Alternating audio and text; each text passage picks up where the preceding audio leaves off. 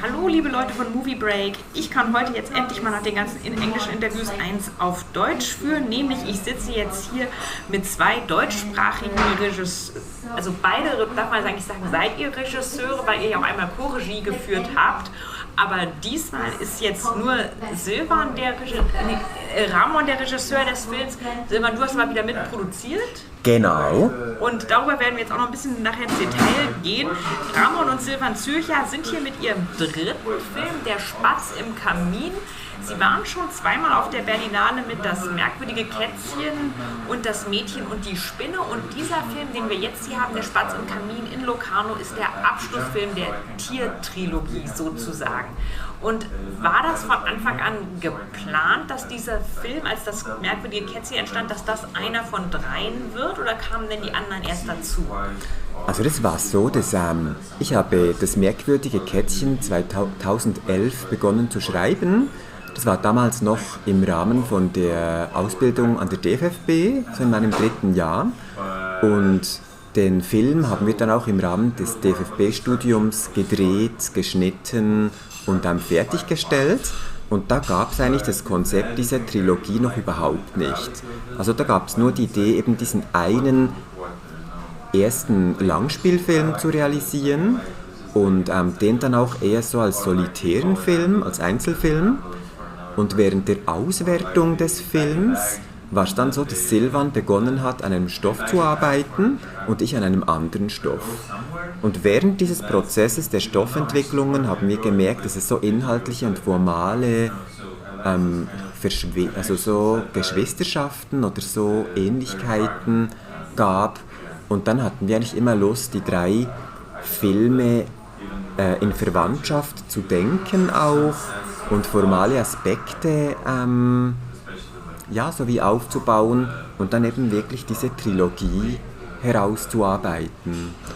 Und deswegen würde ich sagen, es ist im Prozess entstanden und es ist aber auch nicht so eine klassische Trilogie, wo dann verschiedene Figuren immer wieder auftauchen, also wo zum Beispiel die Protagonistin des ersten Films dann auch im zweiten Film vorkommen würde.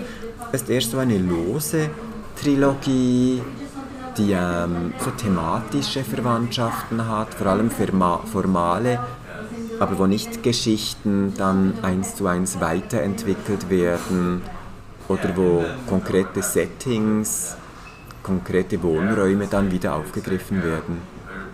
War das Tier auch eines dieser Elemente, was sich dann von selbst quasi ergeben hat und als Parallele zufällig da war, oder habt ihr das dann nochmal herausgearbeitet? Also die Tiere haben sich eigentlich auch zufällig in diese Welt eingewoben. Beim Kätzchen war es so, dass dort mochten wir das ein Element, das eigentlich oft eher im Schatten eines klassischen Erzählkinos stattfindet, dass wir dieses Element ins Zentrum nehmen und aufs Podest stellen. Eben eine Katze, die weder eine zentrale Rolle für die Geschichte hat, noch sonst wie, dass wir das aufs Podest stellen und sogar zum titelgebenden Element machen.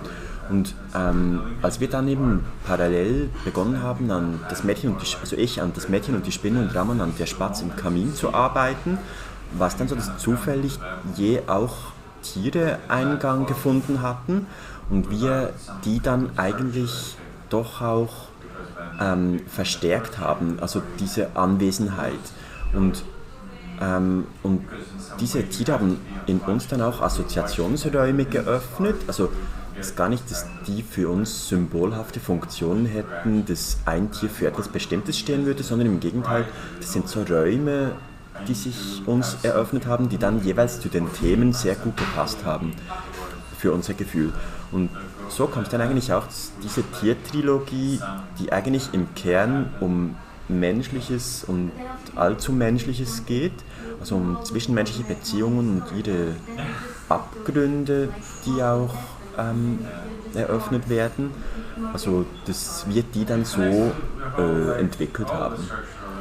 Und die Geschichten, an denen ihr beide arbeitet und gearbeitet habt, sind ja auch immer vor allem, du hast es jetzt schon gerade thematisch angeschnitten, Familiengeschichten, es sind Beziehungsgeschichten, wo es auch oft um Konstellationen geht, wo Figuren in einem bestimmten mehr oder weniger geschlossenen Raum sind. Sie sind in Wohnungen oder Häusern, bewegen sich da über einen bestimmten Zeitraum. Wir hatten ja auch in manchen Filmen Parallelen, wie zum Beispiel das Familienessen, was dann unangenehme Untertöne manchmal entwickelt oder wo Spannungen greifbar werden. Entstehen diese Parallelen auch organisch oder wie erarbeitet ihr die und wie schafft man es auch, dass bei Filmen, die thematisch so viel Überschneidung haben, es sich dann nicht wiederholt und jeder Film trotzdem für sich originell und spannend und interessant bleibt, weil ich mir da auch vorstelle, dass es dann dass da eine sehr große, das Können auch dazu zählt, nicht einfach das alte Thema nochmal abzuspielen, dass man immer das Gefühl hat, man sieht jetzt hier wirklich einen ganz tollen Film, obwohl man ganz, ganz viele Parallelen findet, der aber komplett verschieden ist. Also irgendwie war es dann so, zum Beispiel, du hast ja angesprochen, zum Beispiel die Familienessen oder das Familienessen als Moment, Setting, als Szene. Und dann, weil es beim Kätzchen schon so eine Familienessszene gab, war es schon, als ich das dann bei Der Spatz im Kamin jetzt geschrieben habe, dass ich das nicht einfach schreiben konnte, ohne an diese Szene beim Kätzchen zu denken.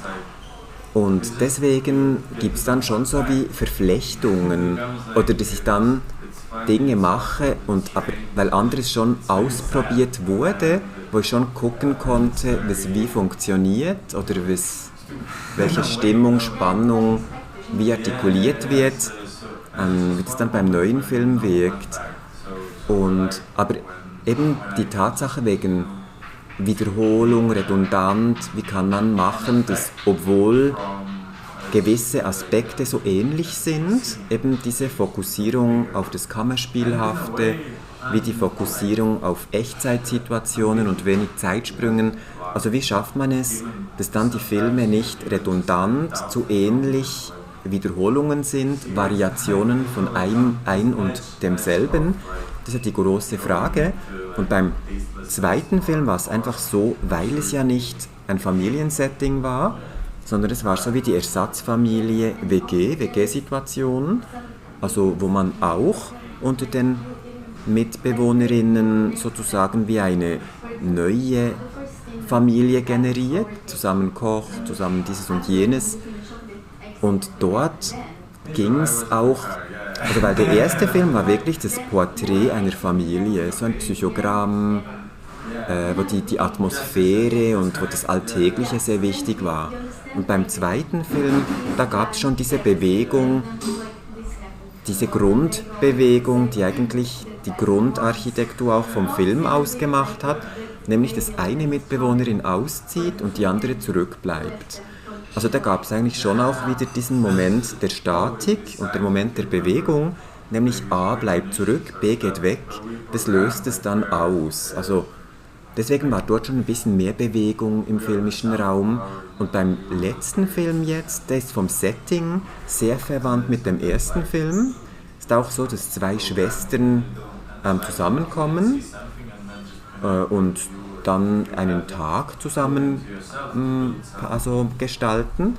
Aber beim Spatz im Kamin fanden wir spannend, dass die Konflikte nicht auf der Ebene einer passiv-aggressiven Atmosphären eingewoben sind, sondern dass wirklich gestritten wird, dass die Konflikte angesprochen, ausgesprochen werden und dass der Film eher wie ein Familienporträt beginnt, aber dann Wandlungen, so fast nicht gerade surreale, aber so sonderbare, märchenhafte Wandlungen einsetzen und es nicht nur auf formaler Ebene Bewegung eingreift, sondern auch auf den psychologischen Ebenen. Es ist fast so, als ob die ausgesprochene Konflikthaftigkeit, die Tatsache, dass man unsichtbare Messer gegenseitig einander, also dass die Verletzung nicht spürbar ist, sondern auf psychologischer Ebene stattfindet, dass diese Wände der Familie ins Bewegen kommen und dass dann die ganze Familie fast so wie neu erfunden wird.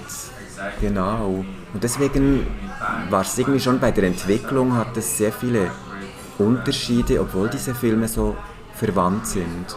Du hast es jetzt schon angesprochen, der letzte Film hat einige Elemente, die ihn wirklich von den anderen abheben. Zum einen eben dieses leicht fantastische Element, wo Dinge passieren, wo man nicht genau weiß, ist das jetzt ein Traum, ist das eine Projektion, ist das ein Wunsch der Figuren oder ist es in der Realität verankert. In einer Szene, ich möchte da nicht so viel weggreifen, aber in einer Szene brennt es buchstäblich und dann fragt man sich auch, geschieht dieses Feuer jetzt tatsächlich oder ist es mehr der Wunsch, auch weil du da mit Zeitebenen spielst, sodass man bestimmte Szenen sowohl als vorher als auch nachher einordnen könnte. Und natürlich hat dieser Brand auch was Metaphorisches im positiven wie im negativen Sinne. Er schafft ja dann auch eine Freifläche. In vielerlei Hinsicht würde ich sagen, ist der neue Film der düsterste von allen dreien. Gab es da einen bestimmten Auslöser, warum jetzt dieser Schritt wirklich zu einer doch wesentlich einmal härteren Sprache im Sinne von, nicht von Ausdrücken, aber wie du schon sagtest, Konflikte werden ja wirklich mit einer großen Härte und auch Grausamkeit angesprochen und wir haben hier sehr schmerzliche Äußerungen von Hass und negativen Gefühlen, wo man eigentlich Liebe und Zuneigung erwartet, was nicht heißt, dass sowas nicht auch da ist und parallel existiert, aber da wird sehr hart miteinander umgegangen und dann auch diese düsteren anderen Themen, es geht um Traumata in der Familie, es geht um Freitod, es geht um psychischen Missbrauch, um Unterdrückung, um emotionale Gewalt. Ja, also vielleicht die Frage eben, wieso jetzt im Vergleich zu den anderen Filmen, wieso wir entschieden haben, den härter, düsterer, konfrontativer zu gestalten. Also ich glaube, zum einen ist es auch ein Interesse, also weil ich finde diesen Film fast so wie kontrastreicher, also das Spektrum eben zwischen Nähe und Zärtlichkeit und Wärme und zwischen Grausamkeit finde ich ein bisschen breiter als bei den vorherigen Filmen, wo es dieses Spektrum auch gab, also der Verletzungen und der Nähemomenten. Es war so wie schon immer angelegt wie ein Ballett zwischen Nähe, die dadurch passiert, durch eine gewisse Sehnsucht auch nach Nähe und dann eben diese Grausamkeiten, die dann immer wieder Trennung generieren. Es ist so ein Hin und Her, ein Raum des Hin und Hers. Und jedenfalls, also zum einen war es wirklich ein Interesse, wie es ist, Konflikte als ausgetragene Konflikte zu designen. Einfach ein Grundinteresse, wie eine Narration so funktioniert. Und das andere war aber wirklich auch die Lust dieser Befreiung. Also ich wollte wie eine Familie, die sich befreit aus einem toxischen, dysfunktionalen System und dass es einen Wandel gibt zu etwas Utopischerem, wo mehr möglich ist. Und das Destruktive, die Zerstörung, hat ja meistens einen negativen Beigeschmack. Aber das Positive an allem destruktiv-zerstörerischem ist, dass dann Asche und dass etwas am Boden liegt, dass es neuen Dünger gibt, dass eigentlich auch, dass dann dort, wo etwas zerstört wurde, etwas Neues wachsen kann. Und nicht nur neue Bäume oder neue Häuser, neue Pflanzen, sondern vielleicht auch so ein neuer Familienkörper, ein neues System. Und deswegen finde ich eigentlich, dass man das Destruktive und das Konstruktive gar nicht so mit einer Trennwand trennen kann, weil im Destruktiven liegt das Potenzial, um etwas Konstruktives entstehen zu lassen. Und wenn es nur Konstruktives gibt, wird es ja immer nur alles aufgebaut oder aufgetürmt. Und deswegen empfinde ich eigentlich das Destruktive schlussendlich wie als neue Möglichkeit, als eigentlich ein Fenster, das sich öffnet, ein Schlitz in der Wand, wo dann wieder neu geatmet werden kann. Genau. Und aber wegen den Grausamkeiten, die hier jetzt größer vorkommen, also der Film ist ja nicht naturalistisch oder Abbild von Alltag, also ist ja kein nicht authentisches Kino, sondern das ist ja schon auch stilisiert Und wir waren auch interessiert daran, bestimmte Dinge, wie eben, sei es passiv-aggressives Verhalten oder Mikroaggressionen, die dann vielleicht auch größer, also so wie unter die Lupe zu nehmen und das dann eigentlich vergrößert darzustellen, dass dann die Zuschauenden einen Blick darauf erhalten, der anders ist als im eigenen Alltag. Aber also, wo es eben dann dichter, also wo es verdichteter vorkommt, dichter und kondensierter. Und das hatte dann aber eigentlich auch einen schärfenden Effekt auf, wenn man dann im eigenen Alltag wiederum solchen Phänomenen begegnet, dass man die vielleicht dann anders wahrnimmt, denen anders begegnet, so. Daher genau, haben wir uns schon auch in diesem Stil, in dieser Form die Möglichkeit genommen, das so zu verdichten, die dann herauszuschälen und vielleicht auch zu vergrößern. Das ist dann eigentlich eben vielleicht doch auch grausam und härter wirkt. Was in der Fülle. auffällt in diesen 3 Filmen und jetzt auch besonders stark in Der Spatz im Kamin, ist, dass weibliche Figuren im Vordergrund stehen. Ihr habt auch wichtige männliche Figuren, aber es scheint so eine Entwicklung zu geben, dass die weiblichen Figuren immer wichtiger werden und da definitiv das Hauptdrama sich abspielt. Wir haben hier eine Schwesternkonstellation, eine Mutter-Tochter-Konstellation. In den älteren Filmen gab es eben diese Freundinnen-Konstellation oder auch Schwestern-Konstellationen. Woher diese Affinität zu weiblichen Figuren gerade? Also ich glaube, weil eigentlich ist man ja als Mensch eben konstruiert mit dem äußeren Geschlecht und dann gibt es aber doch so was wie ein inneres Geschlecht oder so ein Empfinden oder mit was man sich mehr in diesen 2 Polen des männlichen und weiblichen, also wo man sich besser, also wo man sich aus welcher Position aus man mehr denkt und fühlt. Und bei mir war es schon so als Schüler, dass wenn ich Aufsätze geschrieben habe, dass die Hauptfigur oft ein Mädchen oder eine Frau war. Und ich glaube, dass wenn ich mich fiktionalisiere oder dass meine Identifikations- oder Empathie auslösende Figur oder das, was ich als Spielfigur wähle, immer eine Frau ist. Und ich glaube, wenn ich nicht zensuriere, wenn ich es fließen lasse, dann würde ich mein Empfinden und meine Gefühle und meine Wahrnehmung mit einer weiblichen Figur wählen. Es könnte vielleicht auch ein vom Geschlecht, also dem Spektrum des Mannes zugehörende Figur sein. Aber einfach irgendwie, weil es gibt ja dieses innere Geschlecht auch und das Äußere und mein Empfinden ist einfach näher von dem Weiblichen, wobei das vielleicht jetzt auch doof klingt, weil was ist schon weiblich, was ist schon männlich. Ja, ich weiß auch nicht, aber das war einfach, wenn ich mich nicht beschneide oder wenn ich meinen Wunsch und meine Intuition und meine Gefühle fließen lasse, dann habe ich immer Frauenfiguren gewählt. Und vielleicht ist es aber auch, weil im Familienkosmos ist ja wirklich die Mutter, die das Kind erst noch in sich trägt, dann kommt das Kind auf die Welt, man zerschneidet die Nabelschnur, obwohl sie zerschnitten ist dann trotzdem diese starke Verbindung da, es gibt immer noch diese unsichtbare Nabelschnur. Und eine Familie ist ja auch fast so wie ein Baum, der so wächst und er hat viele neue Familienmitglieder und es sind zwar einzelne Körper, aber sie sind doch irgendwie wie verwoben. Man sieht so ähnliche Mimik, Gestik, das Physiognomische ist ähnlich. Also es ist so wie ein Familienorganismus, ein Familienkörper. Und da finde ich eben dieses Motiv der Nabelschnur, ich habe das Gefühl, dass die Beziehung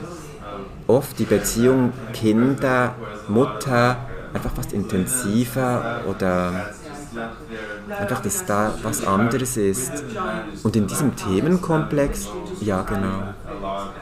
Ja. In genau diesem Themenkomplex bewegt sich ja auch Der Spatz im Kamin. Es geht ganz stark um die Mutter-Kinder-Beziehung. Wir haben Maren Engert als Mutter, die sehr viele negative Gefühle in sich trägt, auch durch traumatische Erfahrungen mit ihrer eigenen Mutter, die wiederum auch auf ihre Weise Opfer wurde von Unterdrückung in der Familie. Und jetzt sehen wir auch diese Gewalt, diese indirekte Gewalt, die nicht unbedingt physisch ist, aber die emotional ist, sich über Generationen weiter trägt. Wie habt ihr einmal Maren Eggert als richtige Schauspielerin gefunden? Wer hat sie gefunden? Hast du sie ausgesucht oder hat Silvan da auch mitgewirkt? Und wie habt ihr diese Figur der Mutter und auch das Thema, was du schon ansprachst, der Mutterschaft, das sich dann so toxisch fortsetzt, entwickelt und untersucht?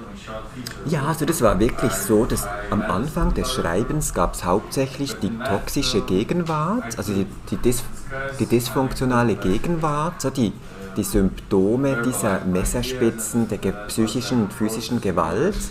Und allmählich hat sich dann diese Großmutter so wie hineingewoben, dann ist die Vergangenheit immer präsenter geworden, eben diese Vergangenheit der Oma, die mit der unterdrückten, also mit viel Unterdrückung, ich hatte immer das Bild von einem Vogel, der Flügel hatte, die bestutzt wurden, sodass sie nicht fliegen konnte, also dass diese Großmutter als Vogel nicht fliegen konnte und dass dann diese Tatsache eben diese wie toxischen Gene oder Dysfunktionalitäten oder dieses Destruktive so wie hineingesät hat, was sich dann eben transgenerational weitergegeben hat.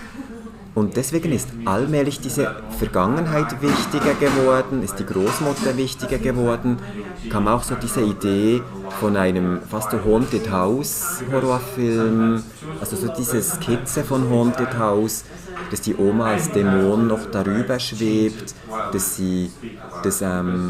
Karen auch fast eine transparente Figur wird, weil ein Layer eben die Großmutter ist, die über ihr liegt, von der sie sich auch befreien kann, dass es so fast eine Form von Exorzismus gibt, eine Exorzismusgeschichte.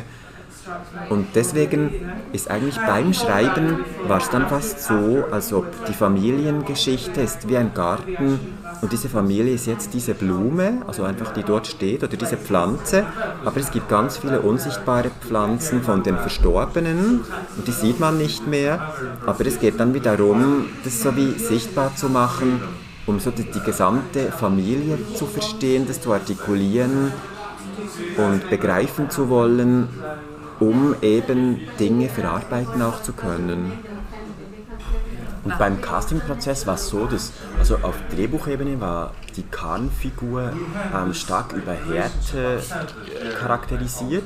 Und uns war wichtig, eine Hauptdarstellerin zu finden, die auch eine Sanftheit in sich trägt, einen weichen Kern oder eine Sensibilität. Und da war Maren Eggert für uns dann die ideale Besetzung, weil sie genau diese Sensibilität mitbringt und das dann zusammen mit der Härte, die die Figur aber schon auch eben mit prägt, also das dann in eine ambivalente Beziehung kommt. Und ansonsten war der Besetzungsprozess eigentlich ein ganz klassischer. Eben erst die Hauptfigur besetzt, dann die Schwester, also dort dann in Konstellationscastings, dann, sobald die beiden gesetzt waren, in Konstellationscastings deren Partner und sobald die Paare besetzt waren, dann die Kinder. Und da ging es stark immer auch um Dinge wie Statik und Dynamik. Also welche Figur tendiert eher zum Statischen, zur Statik und welche eher zur Lebendigkeit. Also sowohl bei den Kindern, da gibt es ein Kind, das ist eher statisch, eines ist lebendig, als auch zwischen den Schwestern.